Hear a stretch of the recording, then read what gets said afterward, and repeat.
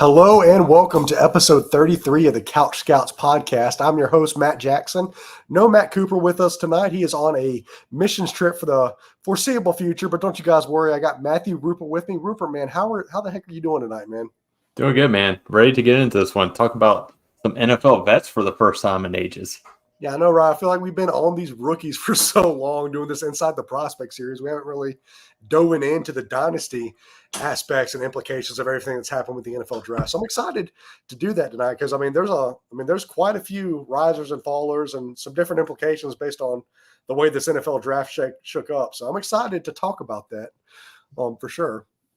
So last week we did some talking about risers and fallers, of course, of the rookie draft class. And we want to keep on this idea of risers and fallers. And we want to discuss, as Rupert just mentioned, the dynasty impacts of the draft. So tonight we're going to be going through me and Rupert have 3 risers and 3 fallers of the NFL vets stock that we're going to discuss tonight. So I'm excited to do that. Before we jump into that, if you guys are interested where we're watching film for our rookie drafts that we're currently in right now, we've got in the future. Rupert, how many drafts are you in right now? Just out of curiosity. 2. I've already finished 4. So yeah, I'm in busy week. I'm in 3 live right now, and I finished 2. So yeah, it's a lot of drafts going on. If you guys are interested in film so you can watch some of the prospects and make your decision, make sure you guys check out the Dynasty Nerds Film Room. Use code COOP for 15% off on that. They got loads of film on there, all 22, that they're constantly updating. So make sure you guys check that out. If you guys aren't a part of our Discord, man, that Discord is absolutely hopping. People asking on-the-clock questions, trade questions, rookie questions. I mean, it is – the place to be right now. So make sure you guys get in on that. We'll link the description we'll put the link in the description of the show sheet on YouTube as well as Apple Podcast. And if you guys are on the clock, Rupert, why don't you tell them about where they can find all this information on NFL rookies if they don't have time to scout these guys for themselves? Yeah, we actually, put in tons of time to make a rookie guide for you guys. So you got all of our post-draft updated rankings, all of our tiers, and then scouting reports for 70 players. So we got links to order our rookie guide, only $10. Feel like it's a really good deal, especially when you got buy-ins for $20, $25 for multiple leagues. And we really feel like it's going to help you win and dominate your drafts this year. Yeah, I mean, you look at it, and Alyssa and I, my wife and I, we went out to dinner tonight and spent $40 on dinner for the 2 of us and our kid. And look, for that price, for a fourth of that price, I could order a rookie guide and potentially win hundreds of dollars in my rookie draft. So you can't beat value like that. Make sure you guys pick that up for sure. But Rupert, why don't you say we go ahead and get started into some of our risers and fallers? And we'll start with you, NFL risers and fallers. We'll start with risers. Give me a riser from on the NFL side for dynasty purposes that you have post rookie draft. Yeah, I'll start this out by going George Pickens, right? They traded away Deontay Johnson, who is a target hog. And with this loaded wide receiver class, we thought that they were going to essentially replace him with another really good asset. And they drafted Roman Wilson, who we're not the biggest fan of. We don't really see him as a separator, a guy that's really going to command a ton of targets. He's more stretch the field, kind of keep the defense honest kind of player. So after the draft, I feel like they've just kind of set up George Pickens to, be a target hog, just get force fed, and Russell Wilson's going to be targeting him early and often, deep down the field. I feel like he's going to be in for a big fantasy year. For sure. I mean, looking at it, we're obviously, as Rupert said, not big Roman Wilson fans. You can check out the guide to kind of see of our tape analysis and why we don't think he's really going to do much at the NFL level. But there wasn't really a draftee on that team that scares you from the standpoint of George Pickens, and when I look at George Pickens, I mean, he doesn't have that bad of a QB situation throwing him the ball anymore. I mean, Russell Wilson has definitely taken a step back, but he can support a wide receiver 1. And I think George Pickens is the only wide receiver on that roster, with Deontay Johnson now gone to your Carolina Panthers, that's going to see all those targets. I mean, he's going to easily, like you said, see 100 targets. So I think that's a great call. Somebody whose stock is not particularly high right now, who you can buy for pretty cheap and get really great production out of. Agreed. I think it's a good segue into one of your risers. Yeah, for sure. I'm looking at one of my risers. I took the riser for Joe Mixon. Post free agency, you're wanting to see where all of these running backs in the draft landed, and albeit it wasn't a great running back class, right? We kind of discussed this a little bit on some of our Inside the Prospect series. It was a top 2 or 3 running back class, and then the rest of it is kind of unknown. We didn't see, though, anybody get drafted to the Texans. You're always wondering who's going to have their stock impacted by potential draftees. And Joe Mixon came out of the draft unscathed when it came to his stock. He didn't get any competition in the backfield. He's tied to an elite quarterback in C.J. Stroud. That offense, I think, is just going to hum. You saw it hum last year, and it's going to just continue to hum and soar. And I think Joe Mixon is going to be a great addition to that offense. He looked really good last year. I know he's dealt with some injuries and stuff like that in the past, but I mean, I really like Joe Mixon's stock, and he's another one of those guys that you can get really, really cheap, and he can put up potentially RB1 numbers for you. For sure. Yeah, I think he's a safe call to be, mid to low end RB1, like at worst. Yeah, for sure. And that's for the price that you can get him at. If you're getting a mid to low end RB1, I mean, yeah. I think that's a great price. Well, let's go into the next one of your risers because I like this riser a lot, and he's somebody that I don't think a lot of people think of when they think of risers. Yeah, I'm going with Trevor Lawrence here. Public perception is really down on him, so I think no matter what, he's going to rise this year. Like even if he just kind of returns back to being average, but I really like what they did this offseason. Their offense kind of seemed out of sync last year, and in my opinion, I think it's because they had like multiple of the same players, like Ridley and Christian Kirk. They didn't really have defined roles, and they're very similar players in my mind. And now they drafted Brian Thomas. They got Gabe Davis, who's also a good deep threat. Brian Thomas is going to be, kind of play the X or Z on the outside and be the guy that's kind of keeping safeties deep. He's going to be running post routes, 9 routes, those kind of things, and give Trevor Lawrence, that deep threat that can spread the field, and then also really open up the middle of the field for Christian Kirk to really work the slot and just dominate in the middle of the field. So I think they got really good, much better complementary pieces, even though I really like Ridley as a player. I just feel like him and Kirk were too similar to really coexist, if that makes sense. No, it makes perfect sense because, I mean, when you got 2 receivers that are doing the same things, you're not varying that offense to any degree. Mm-hmm. Now you got Brian Thomas who's going to stretch the field, open up, those passes underneath for guys like Christian Kirk, Evan Ingram, Travis Etienne. I think that offense is in a much better shape than they were last year. And Brian Thomas is not that bad of a player. Yes, can he get better at running some routes and being a little more crisp in his routes? Yeah, for sure. But I think that offense is in a lot better spot than they were with 2 guys that did a lot of the same thing. Yeah. We're not speaking bad on Calvin Ridley. I think he's a great football player, but I think the offense is more suited to Brian Thomas succeeding, and that does nothing but help Trevor Lawrence. And I mentioned this off the pod with you, but I saw a tweet. I don't know if it was today or yesterday, but it was something to the effect of Gardner Minshew has thrown more touchdowns and less interceptions than Trevor Lawrence in his career. And while you're laughing, like, yeah, that's a funny stat, right? Like, you think about it, like, that's the perception of Trevor Lawrence now, right? Nobody really wants Trevor Lawrence on their roster. All offseason, Trevor Lawrence has been the talk of, hey, should I trade him? Like, what should I do with this guy? Let's not lie. Like, he did pretty bad last year. I had him on a few of my dynasty teams, and he did not do me any favors in winning another championship. For somebody whose stock is potentially really, really low right now, you said this before, if he can return to even what he was, that's a stock up, right? For sure.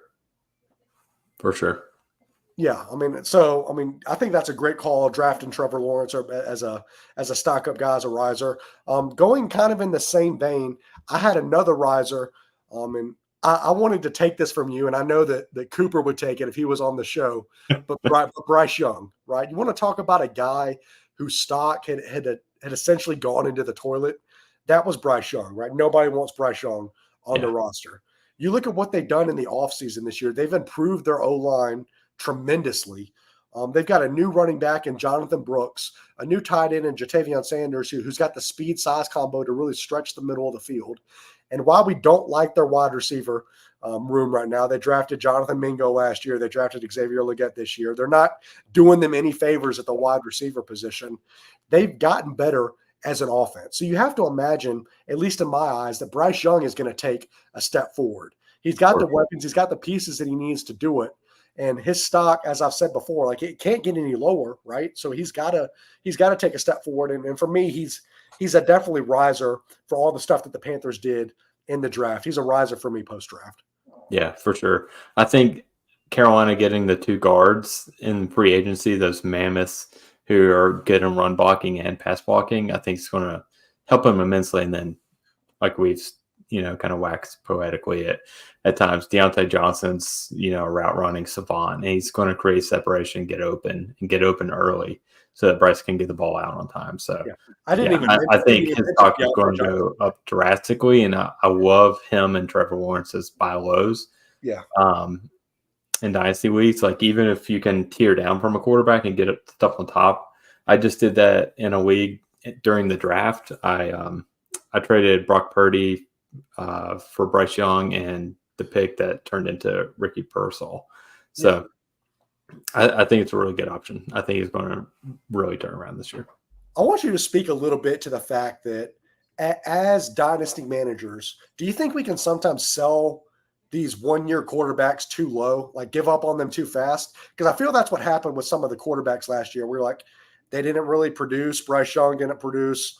CJ Stroud, we were like, he's the better pick. I don't know why the Panthers didn't pick him. So people have almost given up on Bryce Young. Are we giving up on him too early? Do we need to wait it out longer and have more patience, especially for that transition from rookie quarterback to the NFL? Yeah, for sure. And, if you watch the tape, like you see the flashes and you see what's holding them back.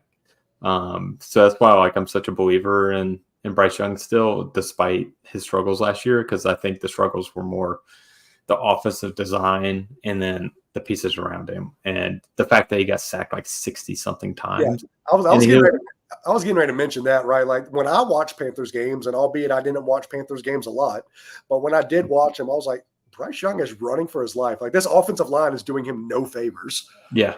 It was ridiculous. There's this play in the Titans game where he's just playing Houdini, escaping like crazy. He gives 9 to 10 seconds for wide receivers to get open, and it's this magical play, and you're picturing in your head already like he's going to loft this 40 yards downfield. It's going to be amazing, play that's on SportsCenter. No, wide receiver still can't get open after 9 seconds, and he has to throw it away after all that effort. And I felt like that play just totally encapsulated the Panthers offense last year. And I didn't even mention, I'm glad you mentioned Deontay Johnson, because last year they didn't have a wide receiver like Deontay Johnson on their roster. And we've said it before on this podcast, if the bones of Adam Thielen can be a wide receiver 1 on that team, what can Deontay Johnson be? I'm excited to watch it. I'm buying every Deontay Johnson share I can. All the ones that I haven't been able to buy, Cooper actually owns, so he hasn't sold them. You're not going to get it from Cooper, because we need to buy Cooper a Deontay Johnson jersey. He likes him so much. But that's definitely, all that to say, Bryce Young, go out and get him. He's definitely a stock-up guy. Why don't you speak to your next riser, Rupert? Yeah, so I'm going with James Cook and Dalton Kincaid, and I'll hit on this a little bit later as well, but I feel like Buffalo's passing offense is going to take a step back, particularly at the wide receiver position. So I think it's really going to benefit both Kincaid. I feel like he's going to basically turn into Travis Kelce, where he's going to be the number 1 passing option for their offense. And conversely with James Cook, he is just really good on third downs, catching screens, running routes out of the backfield. So I feel like he's going to really benefit from the fact that they're not, that explosive offense and have elite separators on the outside anymore. They're going to have to, play dink and dunk a lot more and kind of be more methodical moving down the field. Yeah. So I think he's really going to benefit from that perspective. And then the fact in the draft day and drafts a running back high, they got Ray Davis. They signed Frank Gore Jr. I feel like Ray Davis isn't going to interfere with the third down passing or how that offense is run that much. I feel like he's just going to be more or less short yardage back, and occasionally first, second down to kind of give Cook a breather, and then potentially vulture some goal line. But overall, I don't think it's going to hurt James Cook. I feel a lot better for James Cook going into this year than I was expecting. Yeah, no, and it's not like James Cook doesn't have the potential to explode in that offense, because he did last year, right? He had over 1,100 rushing yards, 44 catches for nearly 500 receiving yards. And we're saying that, look, James Cook can get even better. We're going to talk about this when we get to one of your fallers, but they didn't really do themselves any favors in the draft when it came to the wide receiver position. I think it's funny how they passed up the opportunity to draft up Xavier Worthy and just gave him to the Chiefs and gave another weapon to Patrick Mahomes when they've historically been battling Patrick Mahomes these last few years, failure to jump over that hoop. And you're looking at it, and they still might have that problem. I think James Cook, he's going to see even more volume potentially than he saw last year, because they're going to have to run the ball a little more because they don't have the guys on the outside to really do anything that you would expect them to do. And Dalton Kincaid, he's going to work the short dump down passes, the over the middle type of passes. And I think both of those are really, really good calls when you look at potential risers. Bills don't really have anybody outside of them to do much work. So it's got to be those two guys. Yeah, for sure.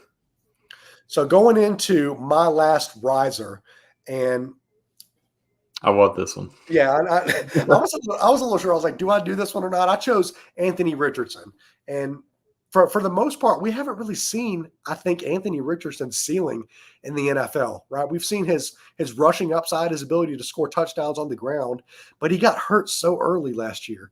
We haven't really seen him do much of anything. Well, you look at what they did in the draft. They added Adonai Mitchell, who we love. I mean, if you don't know how much we love Adonai Mitchell, just go read the rookie guide. Yeah. We are all on board with Adonai Mitchell. If he shows up and his effort is there, he's one of the better wide receivers in this draft class. I wasn't much of a Josh Downs fan. I don't know about you, but I think they got better. You pair Adonai Mitchell with Michael Pittman on the outside, and he's got a pretty nice receiving core to throw the ball to. And if he can stay healthy with his rushing upside and his ability to throw to those two outside receivers, you're looking at a pretty nice QB1 season, I believe, for Anthony Richardson. Yeah, the moon is the ceiling. I love Anthony Richardson. I was able to acquire a couple copies this offseason at the end of last offseason. And, like you said, them getting Adonai Mitchell to pair with Michael Pittman. And then I really like Josh Downs, but I don't see him as a top 10 receiver in the NFL. He's a really great separator in the slot and really quick and jittery. And I feel like that trio is really perfect to work together. And you still got Jonathan Taylor in the backfield, who is a good running back. Right. So, I'm all for Anthony Richardson as a stock-up guy. Let's move on down to some of our followers, though, because we each have quite a few followers that didn't really see their stock improve, and it kind of got worse for them after the NFL draft. Let's get into your first stock down guy, and I love this call, so I'm excited to talk about him. Yeah, I went Hollywood Brown, and conversely also now Rashee Rice. After the most latest news that we had break about 2 hours ago. Can you stay out of legal trouble, please? Are we just for a couple minutes? Just stay out of trouble for a couple minutes. Can I go one day without a Rashee Rice headline, please? Man. But I went Hollywood Brown. I was excited with that signing. I feel like that's a really good pairing with Mahomes and Mahomes' skill set to be able to chuck it down the field to 4-2 guys. But with them getting Xavier Worthy, I feel like that's a better version of Hollywood Brown, on top of the fact that they only signed Hollywood to a 1-year contract. So I feel like they're the same player, pretty similar. I like Xavier Worthy's route running a little bit better. Yeah. But I feel like it's just a better version. So I feel like the ceiling that I thought was going to be there for Hollywood Brown's not going to be there. But maybe I find it interesting that we talked about the Jaguars problem where they had two guys that kind of did the Yep. same thing. And then the Chiefs to go around and now they kind of have that same problem, right? I think, ever since they lost, the Chiefs lost Tyreek Hill, they were looking for that guy that can stretch the field and be just a deep ball bomb for Patrick Mahomes. And we all thought they found that with Hollywood Brown. I think we saw Hollywood Brown's, his stock spiked a good bit during the offseason. And then they go out and draft somebody in the NFL draft, and Xavier Worthy, who's the fastest guy in the history of the NFL. He runs really solid routes. He's not just a speed guy. Like, he can separate. He runs really crisp routes at the stem of his route. Like, he's a guy that is, in my eyes, leagues and bounds better than Hollywood Brown. And if you're looking at somebody that's going to get that potential outside deep ball threat type of role on the Chiefs offense, it's going to be Xavier Worthy. And I don't really think it'll be Hollywood Brown. I still like Hollywood Brown just because of all of the problems that Rashee Rice is in right now. But I mean, you look at it, he's still the third option now, I believe, on that team behind Travis Kelce and Xavier Worthy. I mean, for what his stock was in the offseason, I'm not paying that price, and he's definitely more for me. Yep. Totally agree. So going into one of my followers, and I wasn't really sure whether to include him as a follower because he can potentially still have a role, and his stock isn't that really expensive right now. But I chose Kyren Williams from the Los Angeles Rams. With the addition of Blake Corum, look, I really like Blake Corum. I like him a little more than I think we talked about him in when we did our Inside the Prospect series after we got in and really dove into the film. I think he has the potential to go in there and steal some touches away from Kyren Williams. And McVay has shown that, like, look, he likes to ride the hot hand.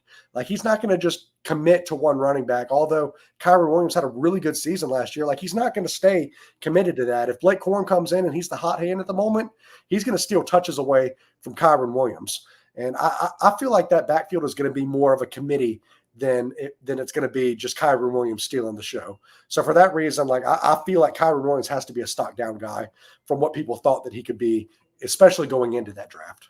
Yeah, for sure. I really like this pick. The dream of a bell cow, Kyren Williams this year is out the window. I think Blake Corum steals a fair amount of shares. I feel like it's going to be more of a 60-40 split or 65-35 split. But yeah, I feel like his high ceiling upside and, RB3 overall finish is kind of out the window now. Yeah, he's definitely not going to finish as an RB3 this year. I mean, not only because we got better backs that are coming into the NFL and that are not hurt anymore, but I mean, he's not going to get the volume. And like, for that reason, you got to be out on him, I feel like. But why don't we go into one of your next fallers? And we kind of alluded to this earlier, so I'm excited to dive into it. Yeah, I went Josh Allen. I don't think he's going to be, QB1 or QB2 this year. Similar to what you saw with Patrick Mahomes this year, right? He didn't finish anywhere close to being a top QB in fantasy this year. It's because he didn't have the weapons on the outside. And I feel like you're going to see the exact same thing with Josh Allen this year. And, trading Stephon Diggs, one of the best route runners and separators in the league, and then drafting Keon Coleman when you could have drafted Xavier Worthy is mind-numbing to me. Yeah. And I don't think he's going to do too much on the outside other than catch some spectacular catches and some back shoulder touchdowns and whatnot. I like Khalil Shakir as a player and Curtis Samuel, who they added, but they're more complementary pieces. They're not guys that are going to carry your passing team offense. So I feel like he's just going to end up taking a step back this year from a fantasy production standpoint, although I still think he's a top quarterback in the league. Yeah. But it's just going to be similar to me to what Patrick Mahomes was this year for fantasy. And I think that's an important distinction to make, right? Like, we're not saying don't draft Josh Allen. Like, we're still taking him in the first round of startups. Like, that's not – don't read into what we're saying there. But he's definitely taking a little bit of a step back from that QB1, QB2 possibly finish. I mean, he doesn't really have the weapons anymore. I think it's telling that they drafted Keon Coleman. And what was the one knock that we had against Keon Coleman? And really, reception perception, Matt Harmon had this same knock, right? Yeah. He can't separate. He can't separate. He can't play the X. Like, that's not the role that he needs to be playing. And what did the Bills come out and say? we're going to put him at the X, like Yeah. the one position that he needs to not be at. So it's just like literally that's what it is. It's mind blowing, right? Like, Yeah. this guy can't separate, and you're expecting him to play a role where he can be a separator like Stephon Diggs. Like, that's not going to happen. So Nope. I think it's important to note, though, maybe Josh Allen still retains some of that upside just because he's going to have to be the guy that does it himself, right? He's going to have to take off, get those rushing upside, get those rushing yards, get those rushing touchdowns. So he's still going to be a good quarterback, but I think his passing numbers are going to take a dip just because he doesn't have that premier guy on the outside anymore. Yep. Agreed. And I just looked it up. Patrick Mahomes finished as QB8 this last year. Yeah. So, it's not bad, but it's just not what we've come to expect. Yeah. And I don't think he's finished outside of top 3 the last 4 years or something like that since they got Diggs. So I just don't see that in the cards this year. Yeah, for sure. And for the price that he's going, he's still going 102, 101, 102 in startups.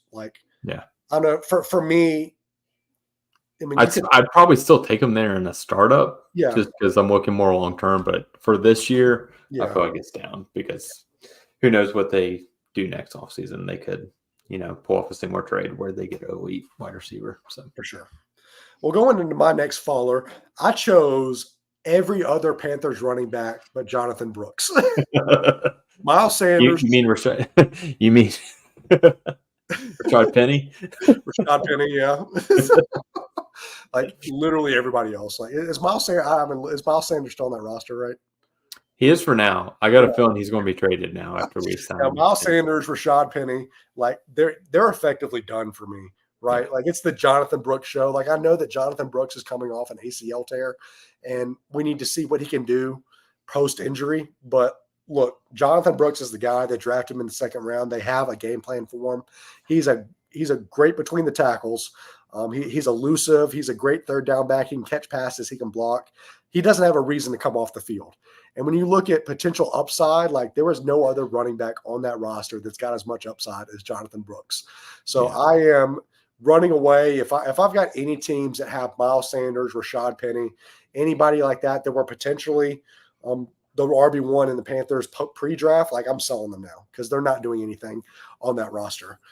They're all fallers for me. Jonathan Brooks is the guy. He's going to come in and be an RB1 on that offense.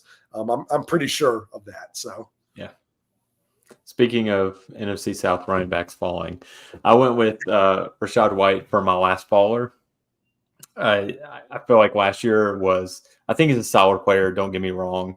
I don't think he's a great player. I don't think he's top 4 running back in the league like his fantasy production was last year.